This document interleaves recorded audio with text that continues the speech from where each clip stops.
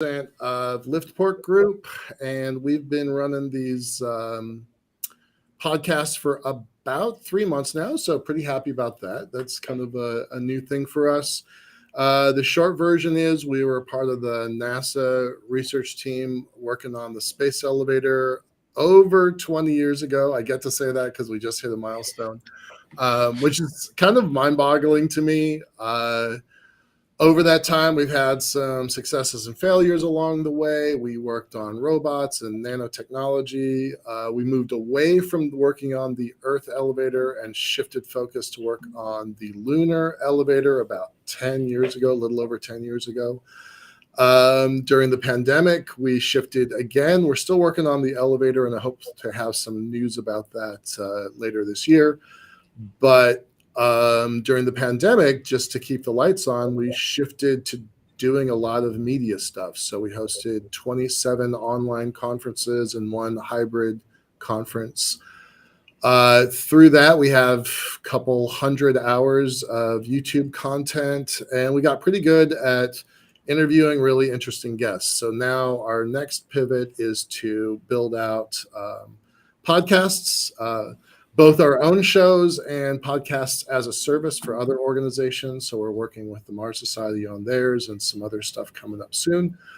And with that, I'm gonna start chatting with our guest. For those that are new, we have a Discord channel that is somewhat quiet, but there's a lot of activity in the news section. We spend a lot of time showcasing news, and most of our stuff can be found on our YouTube channel. No surprise, youtube.com/liftport. And one of the things that we're working on now is really build a knowledge base around that intersection of money and space and policy and commercialization. You know, what's that nexus look like? And with that in mind, we're building out a conference series, an online conference series, quarterly. The first one's coming up March 28th and 29th, 29th and 30th. I got that wrong.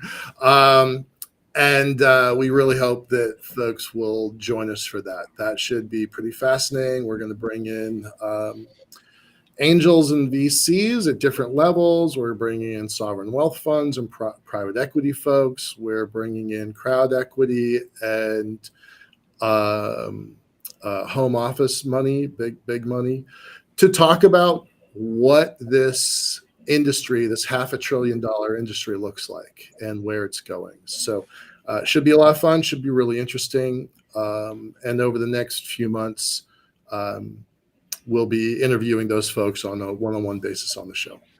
And with that, thanks very much, everybody. I'm going to turn this show over to Sean Mahoney. I've known Sean mostly off, not on, for about 5 years. We're a part of the Space Frontier Foundation. I have been involved with the Space Frontier Foundation since probably 2002 or 2003. I distinctly remember going to an event in 3 and 4. There's a lot of old stories about the old foundation that's pretty fun. I became an advocate. We'll talk about that in a minute. I became an advocate. I was supposed to be an advocate back in 2007 or 8, but those are the years that everything cratered for me. So I did not go and did not get my pin. So he has a cool pin that I don't have right now. I did become. You have it. You just aren't wearing it. Yes, exactly. I did become an advocate back in 2017 or 18 when I restarted Liftport Group to focus on lunar elevators. So I count Most people in the commercial space sector really come from two family trees, if you will. One would be Rick Tomlinson, and the other one would be Peter Diamandis. I would argue that there's a new branch of that tree coming in from Musk, but that's a whole nother story. But folks that have been here for 15 or 20 years, they can usually trace their lineage to two. I'm fortunate that I can trace to both of those leaders, so I'm pretty happy about that. All right, enough about me and my history. Let's start talking to Sean. Sean, introduce yourself for a minute. We're going to go in and jump in to start asking some questions, but share a little bit about your background, who you are, where you're coming from. The people part. So I've described myself as an accidental space guy. Unlike so many of the folks in this industry, I stumbled into it.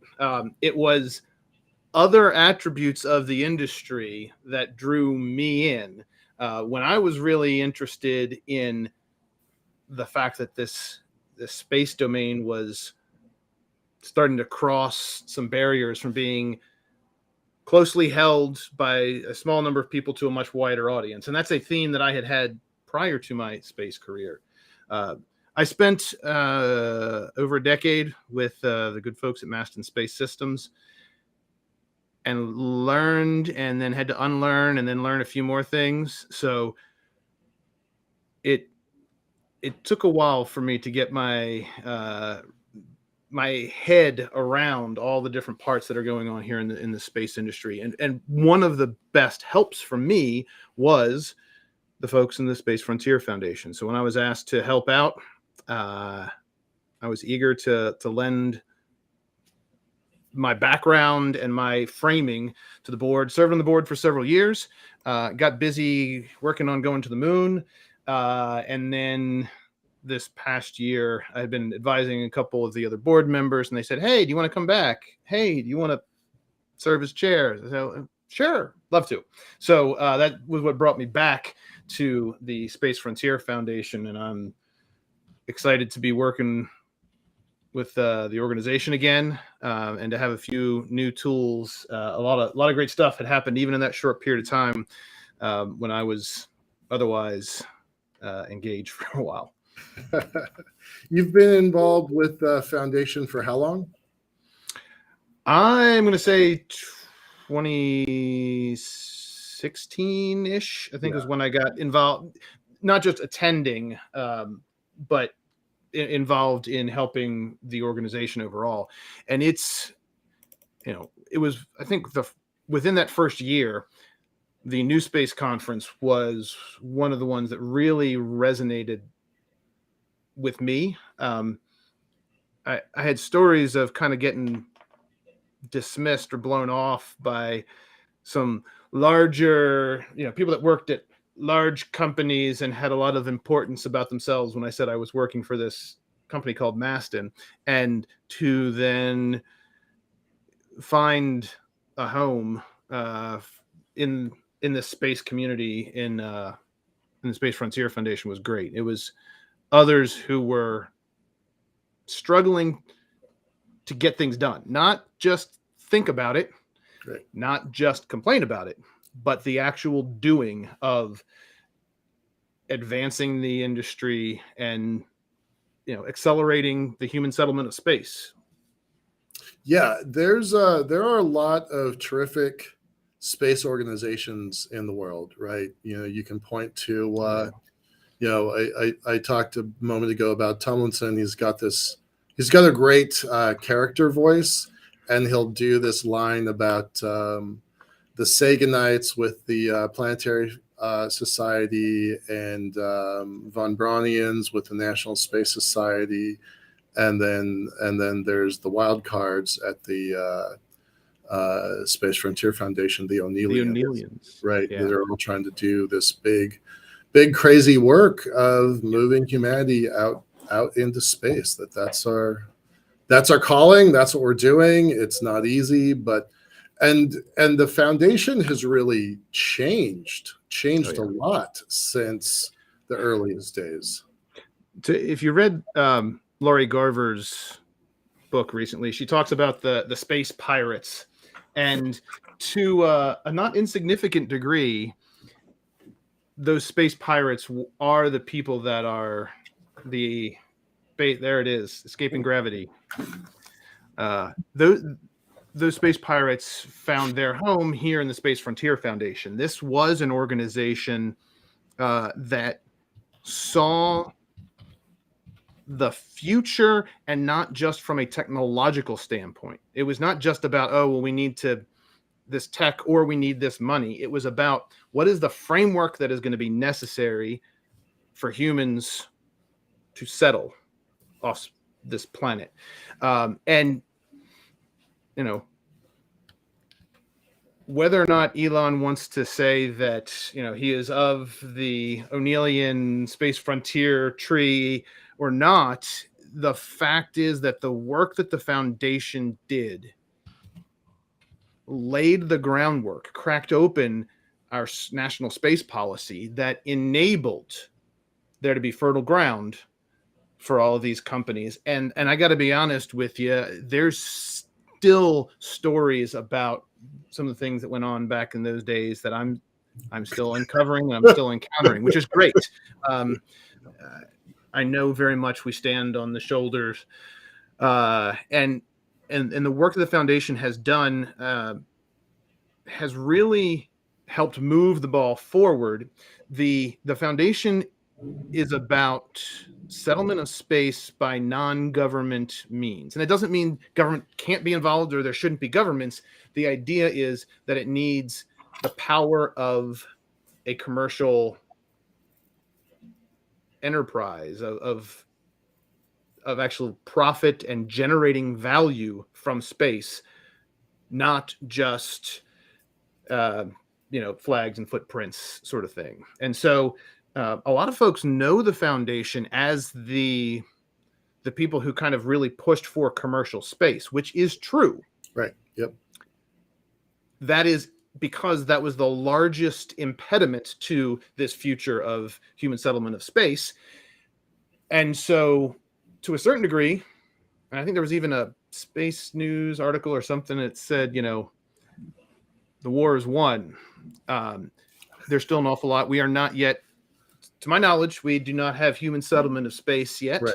Nope. And there's still an awful lot of good work to be done. And so what we're doing right now with the board and the advocates and, you know, folks who are seeing this and want to offer some thoughts, we're looking at what does that landscape look like? What are the thresholds?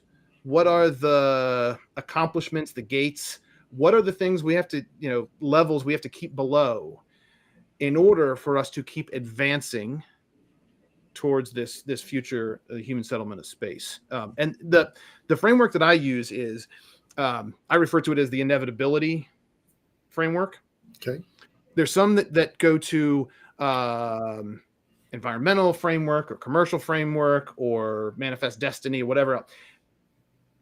I see humanity is going to settle space eventually, or we're going to die. And if we're going to be dead, then that doesn't matter. So assuming we survive, that it will happen eventually. And when that happens, we will be creating value here on the planet, just like we do with the space industry now. But that settlement of space will be creating value for humans, period.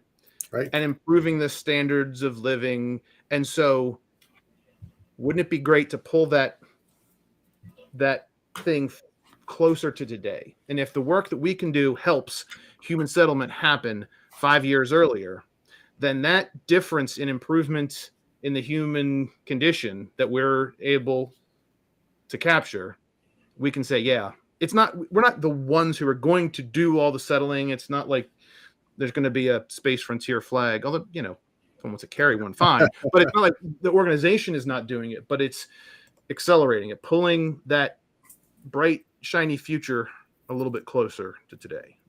I love that. That's kind of why I got into this in the first place. You know, I've been at this for 20 years and my mom still doesn't know what I do for a living. right. Like I just can't really articulate that in a way that comes across. Um, I want to recognize Dr. Tompkins. He's in the chat here, and I'll reference some of his comments here in a minute, Daniel. So just kind of bear with me. But he's saying that getting out there is hard, and I've had conversation with Tompkins. He's been on our shows before, and getting out there is really hard. But I mean, it's pretty important. Before we go too far down the Space Frontier Foundation rabbit hole, I want to come back to your own history, your own background. I'm going to tell all of our viewers and listeners that we're going to do this in 2 parts, that we're going to skip the Maston side of the story on this episode. You can share what you want, but then we'll have another episode in about 2 weeks or 3 weeks to bring you on for that. But let's talk about your background some. Education, where'd you grow up? How did you get here in the first place? You said you were lucky to find the foundation, but how did you get into space in the first place? Give us that part too. Just showing up. Yeah. 7:30 a.m. Monday morning. How I got into this was, my upbringing and my life had led me to a point where I graduated from business school. I knew I did not want to go back into a cube. I knew that I needed to be more in the entrepreneurial and small business part of the world. And so I started spending my time here in Atlanta. That center back then was around Georgia Tech. They had an entrepreneurship center, and they had an incubator, and they had a bunch of different things. And so the gentleman who ran that part of the university, and several of the people that worked in various departments, would host a morning breakfast meeting. It was, no one was paying for breakfast. It was not catered. There was no agenda. It was just, come on, hang out and talk to people. And I was not necessarily part of the startup ecosystem. So that was one of the ones that I said, great, I'm going to go to this, and I'm going to go every week, and I'm going to be known. I'm be shopping to see what ideas, what's going on in the world. Yep. It was networking in its most real sense. I didn't know I was going to be spending a decade in space. As a matter of fact, because in that group of people, the gentleman who was the host of it was a founder and board member of a company called XCore.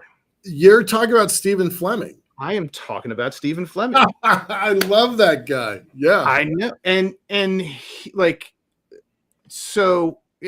was one piece of a broad portfolio of things that he does. Another of the people that was there was a guy who was working with this crazy bunch of rocket jockeys that were out in the desert somewhere. He was like their business guy. Mm-hmm. That's Michael Mealing. Yeah. Yep. And alongside him was an intern that did an intern, Colin Ake. Colin, right? You guys had quite the ecosystem in that area, right? And that's not and Joe Landon, was also there for a bunch of this. Curtis Alada. That was pre Joe's MBA at Harvard, right? That was I think it was before he went full time and moved out to do planetary resources and planetary power. But it was before it was. Yep. So anyway, from this group, and it was funny because for what seems like a long time, my cocktail bit was, anytime I'm out at a party, I would tell them about the strangest part of my week was the 15 minutes every Monday morning that I would listen to people talk about space policy and were honestly like engaged in talking about it as if it was a real thing. Mhm. And the rest of the conversation would be what's going on in startups and who's out raising and how did the Georgia Tech football team go. That one was usually a shorter bit because we can move on. Some politics, what's going on here and there. So it was a great kind of mixing pot. And then out of that, because I got to know these people, when people have a problem they're trying to think their way through, this is a group of, hey, I'm trying to figure out what to do with this thing, or any of those other sorts of things. And it was from that that one point Colin said, hey, what's a pro forma? And I was like, here, this is what's and he's like, can you send me that? And I'm like, no, but I can build one for you. Right. And there you go. So that when I say it was accidental, it really was. Since I had worked a number of other things around, what else was emerging technologies, everything from plasma gasification of municipal waste to non-invasive water meters to reclaimed material for art to there was half a dozen or more different things that I worked on. I had it was now called Wearable Tech. I had a Wearable Tech company that was a little bit early. I know that feeling.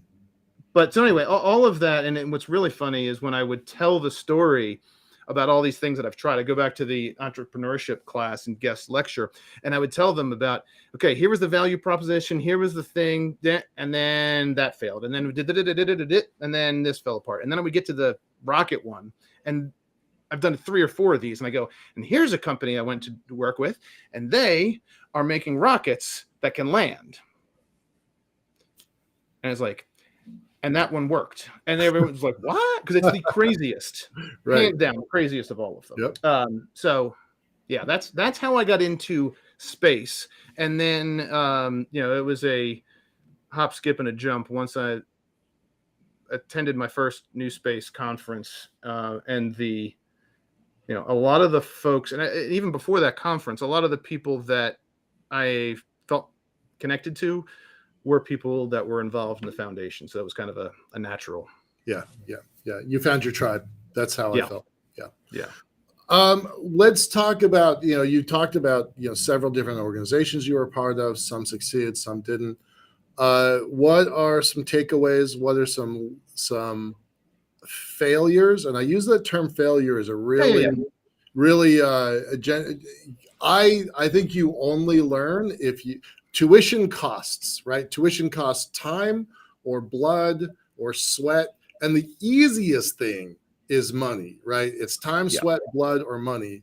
It costs something. Learning something, tuition costs something. So what would be some wins, some losses? What are lessons from that maybe we don't all have to bleed or pay for? Yeah.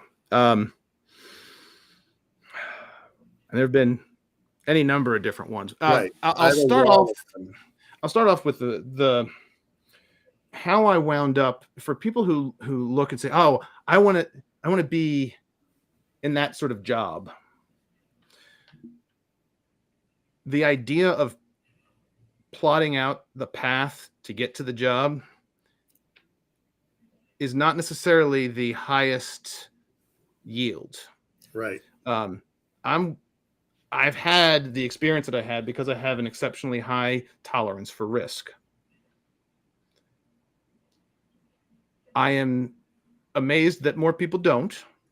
Right. And one of the things, and this fits into a broader theme of what are the things that we should be doing to improve ourselves, our teams, our industry, our species, being aware of the cognitive biases and things like that, and try to improve how you make decisions. And so if you are risk averse, understand why are you risk averse. I'm not saying you have to be risk seeking. I'm just saying understand what is it that's important to you. I've had some phenomenal people that I would have loved to have joined the team at Maston, but they just were not constitutionally able to handle the uncertainty that came with it. Right. And I said, don't go work in a small company. So yeah, that's one of the things overall is have, all those things that can go wrong. You got to be able to kind of like look into the abyss and go, yep, everything can go wrong. I could die. I could be poor and living on the street. But glance down there and then go, all right, but I'm going to keep going because future is what I want to have happen. I'm going to put my energy towards that. There's a lot of people that say, well, it could end badly, so therefore I won't go. Right. And if you do that, you never go and never do anything. Right. So that's one of the big ones. I think there is oftentimes, especially in this industry, what I say is don't confuse the bright shiny future with the gritty reality of today. Because tomorrow is going to be awesome. I may not live through it, and it is really difficult. It's really difficult to read all these other articles and see everyone else is doing great. Right. Because you know what? They don't publish the articles about the things that aren't going great. Right. Yep. It's not of interest. And so there is a skewing effect, and it's, I think, important for our mental well-being and then also for getting stuff done.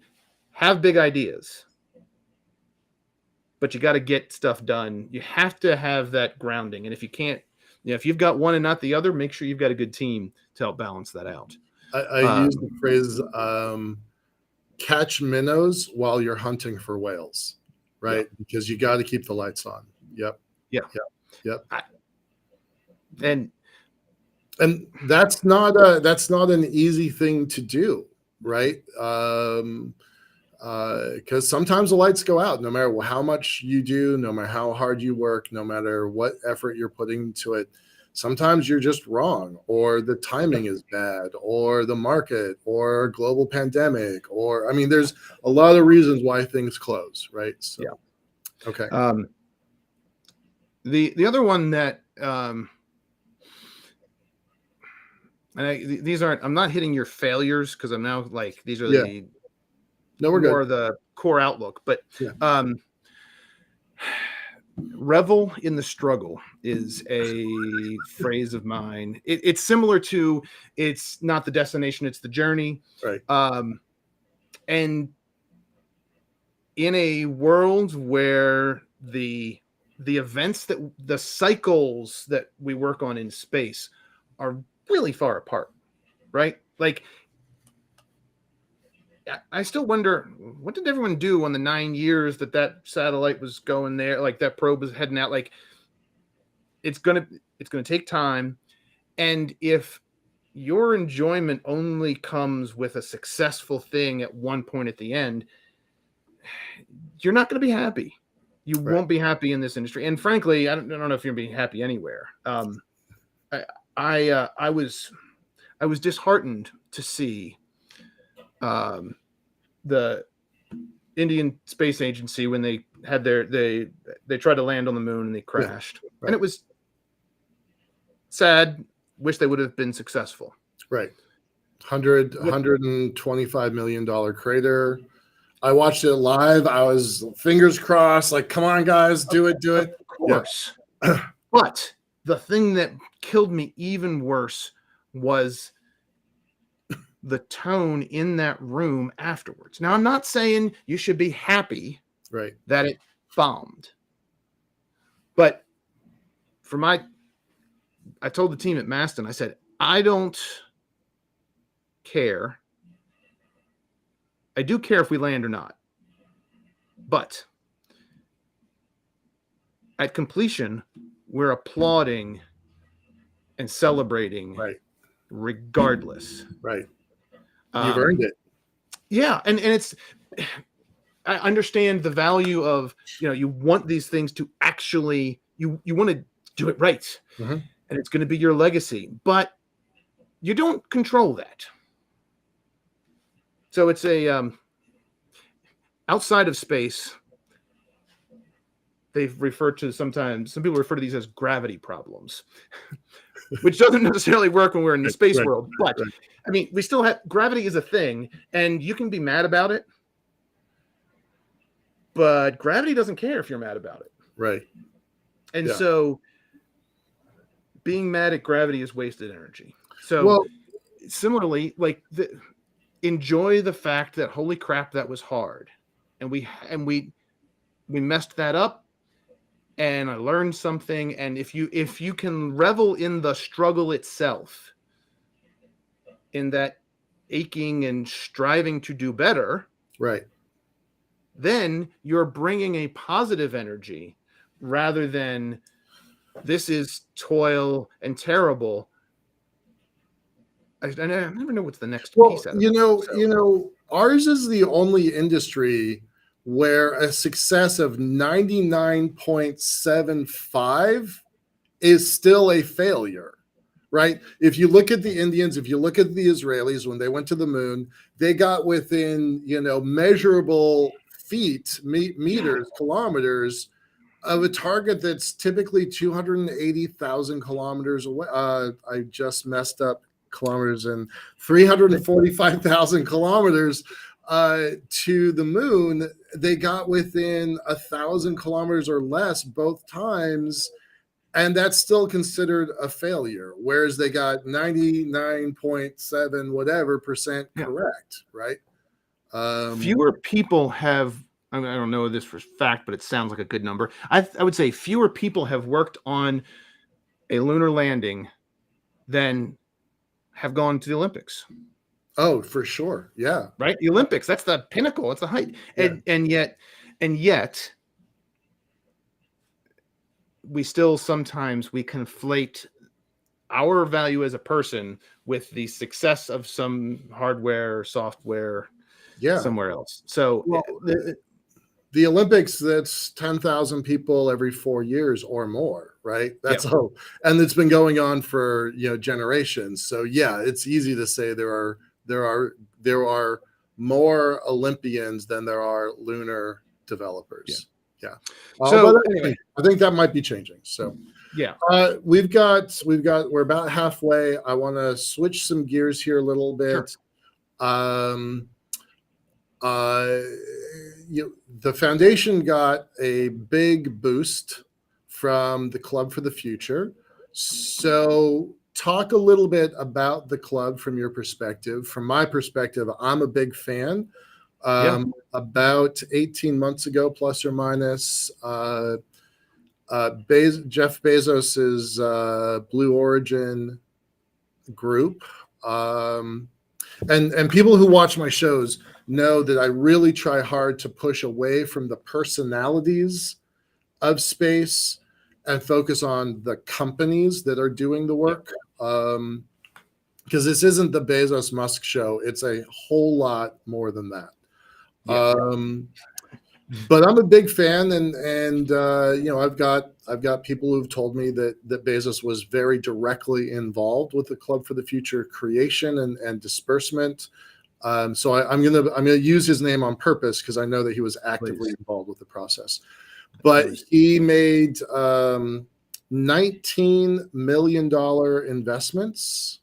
The Club for the Future made $19 million investments, and then they made one $20 million investment. That's a little less publicized. But let's talk about what it did for you, for the organization. How did you spend it? Like, this show is about money and space, so it was huge. And to the context of how huge it was, the Space Frontier Foundation has done all sorts of awesome things. One of the things, I'm going to go take half a step back and around to come in and talk about why the impact was so huge. Largely, the organization was fed by people that were in SEDS when they were in school and would become involved. Students for Exploration and Development of Space, SEDS.org. Yes. They would, the foundation was a place to come volunteer and become involved in the space community that was welcoming, and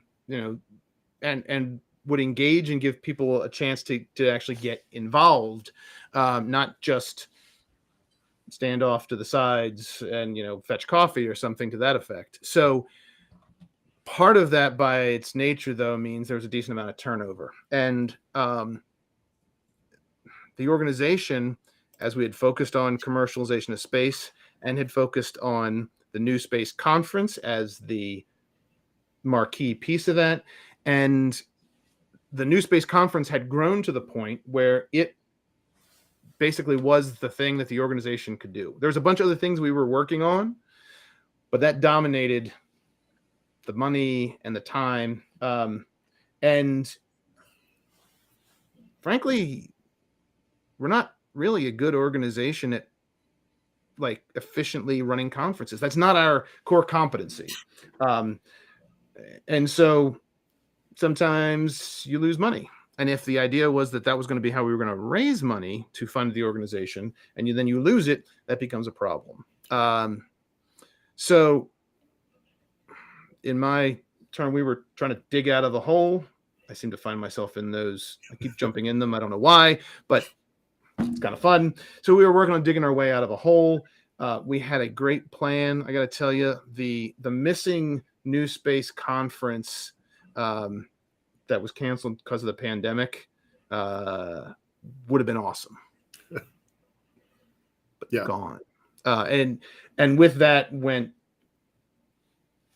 our chance, at closing up the holes. And so when the grant from Club for the Future arrived, it really came at a time when we were hurting. And it was great because it allowed us, and again, the size of the holes relative to most of the budgets for space stuff was tiny. Yeah. But it still was a hole, and took work. So A, that will let us get out of the hole. B, it allowed us to fund a number of different programs that were all connected to that idea of advancing the human settlement of space, and identifying a few key aspects that are kind of at the ecosystem level that are a threat to moving as quickly as we can. And the idea that space is reserved only for the elite, or space is only for certain countries, even as it transitions from nation state to company, that was one of the things we had long identified as an issue. So the idea of inclusivity has long been a tenet of how the organization is run. What this allowed us to do is ramp that up. And so while some people look at it and go, oh, it looks like the Space Frontier Foundation got woke. They're now doing a bunch of DE&I things. And I understand the context in which that might have come across that way. But really what it was is allowed us to talk about the things that we had been doing for a long time to help make sure that we're moving the entire industry forward. And so there's a collaboration that's going on right now that we're funding, doing research in a future photovoltaic technology that has an HBAU here in the U.S., historically Black university, and then different universities all the way around the globe. And the technology part is interesting. What is also really interesting is how these different universities are working across university boundaries and cracking open new opportunity. And if we are going to get to human settlement of space, we need people to be working across the globe. Nice. And so we were able to do things like that. So so the foundation issued a grant to do research? Yep. That's new to me. I'm involved, and I didn't know that. And this is where this is a blessing and a curse. Years ago, in my previous life, I got called into the boss's office. So what's up? It's like, hey, we want you to run Joe's team. And I'm like, I am not nearly as good at doing Joe's job as Joe is. What's the matter with Joe? He's going to go do something else. I'm like, I don't know that stuff. I'm not that good at it.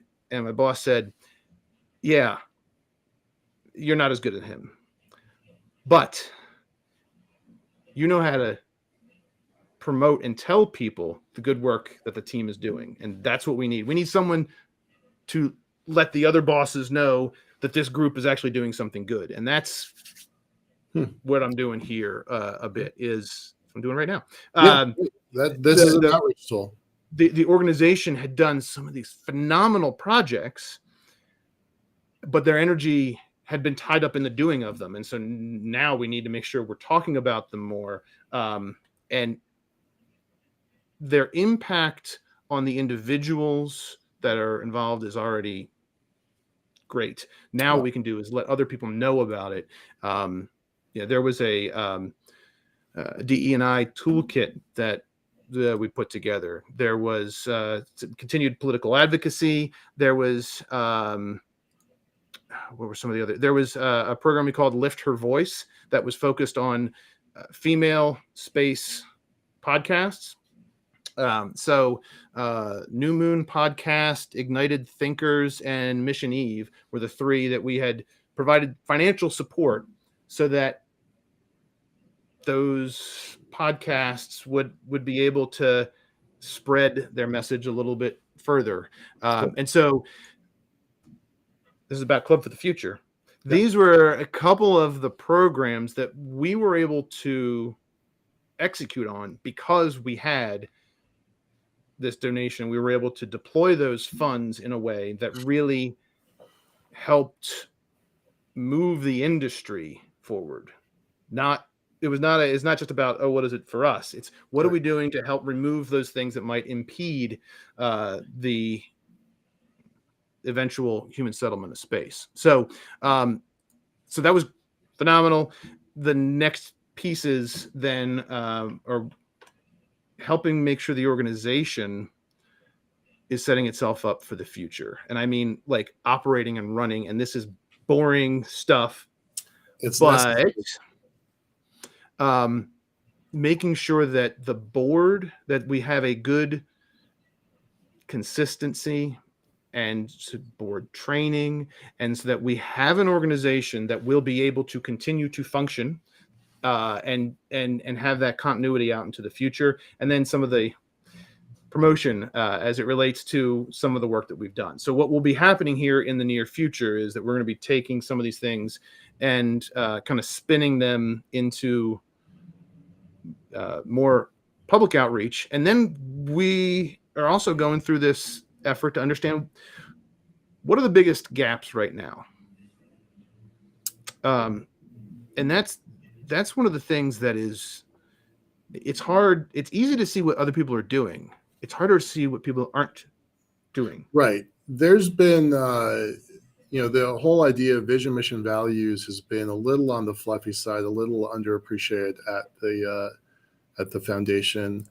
And just having who are we, where are we going, what are we doing, not just next Tuesday, but for the next 500 Tuesdays, right? Like, right. Like, where are we going as an organization? Your history is as a rabble rouser. That's certainly, y'all made some enemies and a few friends, but some enemies up on Capitol Hill for a long time. Running an ad that says "Scuttle the Shuttle." Right. I mean, brilliant ad copy, by the way. So hats off to the team who pulled that one together. I know the team who pulled that together. So yeah, congrats. And that was absolutely necessary because that was the biggest thing at the time. Right. The question is, what's the biggest need now? Right. That was 20 years ago. How long has the foundation been around? I know 25 years, right? Yeah. So it's an interesting 25 years from now. What's your vision, mission, values for for 25 years from now. And the piece that we have, the organization has that advancing the human settlement of space focus. Included in that is the, by unleashing the power of free markets. So we've got some of those pieces that are in the credo that are out there. That's the guiding principles. And this is. Let me just break in for a second. I have a T-shirt over here that I can't get to right now, but it says "Unleashing Humanity from the Tyranny of Gravity." Right, like that's so. Feel free to steal my line and internalize it. But I'm going to bring another piece, which is by not being first a space guy, I get to bring some other pieces in. And one of them is the efficiency, like having a good organization, a healthy organization. Just because there's people that are settling space doesn't mean they know squat about how to actually plan and organize and run an effective organization. And so when I joined the board in the previous iteration, there were a bunch of things that were best practice that are normal that weren't done. And I don't want to say, oh, I'm an entrepreneur that thinks you should just do what everyone else does. No, I do think as an entrepreneur, you should do the thing that you're different and best at. And then everything else, take whatever is like, you can invent your own type of accounting, but don't. You may be smart enough to do it, right? But don't. Use QuickBooks. Shut up. Next, spend your energy on the things that matter. Right. And so that's why I said, all right, we need to look at what is best practice. How do we make sure that we have an organization that will be able to run? What's the best practice of a non-for-profit? Do we have, and this is a phenomenal one. Here's a really boring, phenomenal one. D&O insurance. Director and officer insurance. Yep. Why is that so crazy? Because 25 years ago, the foundation and its members were judgment proof. In other words, they didn't have any assets. Nobody was. There was nothing to go after. Right. And again, I don't actually know who had what when, but the idea is if this organization is going to continue and wants to be able to recruit people with experience that have made money either in space or somewhere else, you got to have D&O insurance. Right. And any sophisticated practitioner or board member, anyone that has been around, that'll be one of the questions. And if there isn't a D&O, like, right. And so that's the sort of stuff that I've been doing with the foundation. It's some of the blocking and tackling. God is important, right? It's foundational. And it sets you up. It sets the organization up to have the freedom of execution. Because if someone doesn't like something, and then you can cast the entire organization into disarray by saying, oh, well, you didn't follow the bylaws and blah, blah, blah, then you can't actually take risks because you're going to get hit from the flank. So tighten up the flank, don't reinvent the wheel, and then you're kind of off and running. So those are, I know it's boring, but one of my superpowers in this industry in particular is because my life will be fine if I don't work in space. It will be less, but it'll be fine. Mm-hmm. And that gives me a perspective that, some people don't have, because their training, their sense of self is defined as I'm a space person. And that's like, we need those people. I'm unemployable anywhere else for sure. I'm not sure I'm employable anywhere, but But in a negotiation, if you're buying a house and you fall in love with the house, and I have to have the house, then they can charge you whatever. Right. And so that having a little bit of that outside, I'm not a space purist in that way. But if you doubt for a second that I'm committed, you should hear the history of what we went through at Maston. Right, and we're going to do that. We're going to do that in good cliffhanger and good segue. Yeah. We are definitely going to get into the Maston story. Let me. We only have a few minutes left, and I have some closing stuff here. Let me reference Daniel Tompkins, Dr. Tompkins. He was in a Center for Space Commerce and Finance business plan competition. I think maybe about a year ago now. He's a pretty fascinating guy. I'll post his LinkedIn bio here in a moment. But he's got some comments regarding. Well, his background is in agriculture. He's an agricultural scientist. He likes growing stuff. I think he refers to himself as a plant doctor in a personal conversation we had once. But he's talking about when you move off Earth and try to become independent of Earth's natural resources. It doesn't matter whether you're going orbital, moon, Mars, Venus, whatever. You've got to have a sustainable and reproducible humans in the loop. It's being worked on in multinationals, government, universities. It's power, it's materials, it's wastewater, it's agriculture. Most is in a post-oil context, which I think is an interesting detail, and it's giant deep tech hidden. That the space settlement sector doesn't even know it's there. So let's talk about, like, if we do fulfill our goals of moving off world, I think one of the holy grails is human reproduction on orbit. I've dedicated a lot of screen time to having babies on orbit, because if you don't have babies, you're just camping. But then Daniel's thing is, how do you feed us? So have you thought about, that far out? How do you manage? Right now we have what? We have, if I got my math right, we have 14 people on orbit today.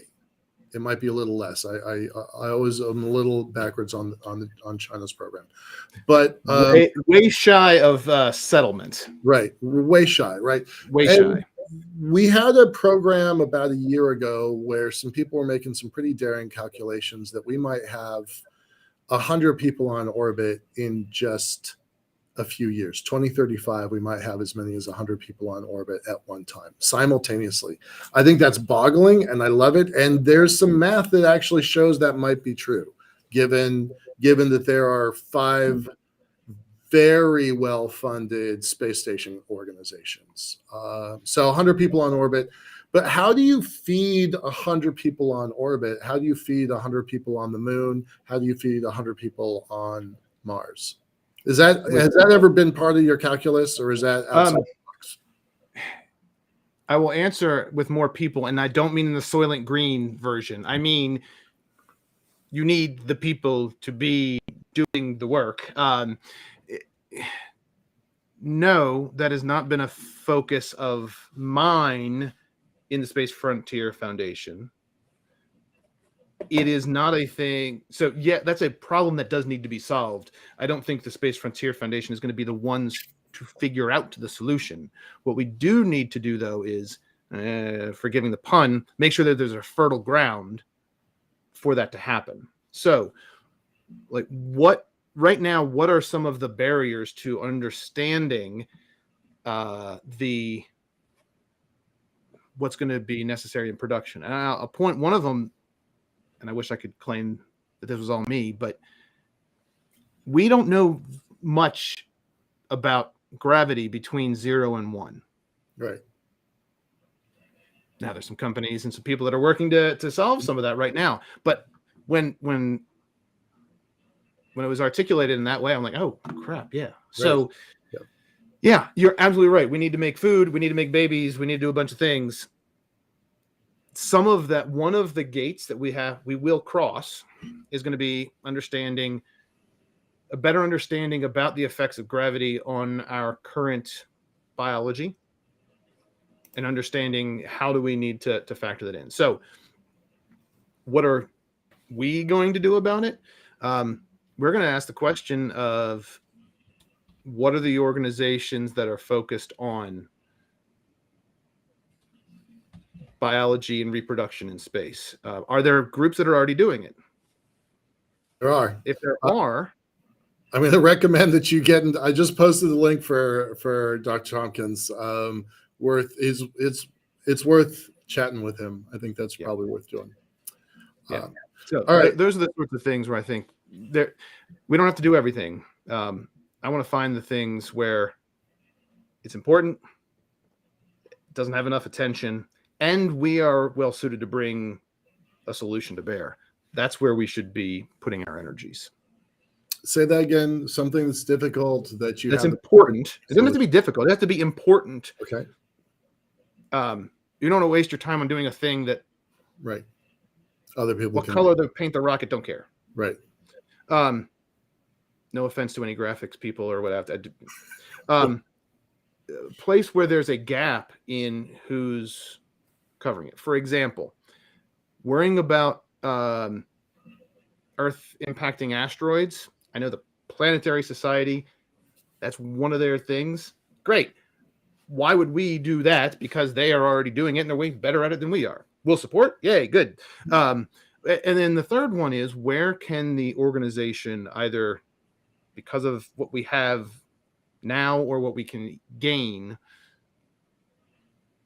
have an impact on that? So, the Space Frontier Foundation is not going to be the funding source for Space Elevator, sorry to say, but if it was something like, something else where it was influencing public policy about space elevators, that might be the sort of thing where the organization could bring its resources to bear. And although not part of the official charter of the organization, one of the things that I love about the Space Frontier Foundation is that it is an organization of individuals, not an organization of companies. We love the companies and we love to work with them and everything else, but we are governed by individuals, not by companies. Yep. And that allows us the flexibility to do things that are beyond what companies have the appetite for. Yeah. Right on. All right, Sean, thank you so much, sir. I'm really looking forward to our next conversation.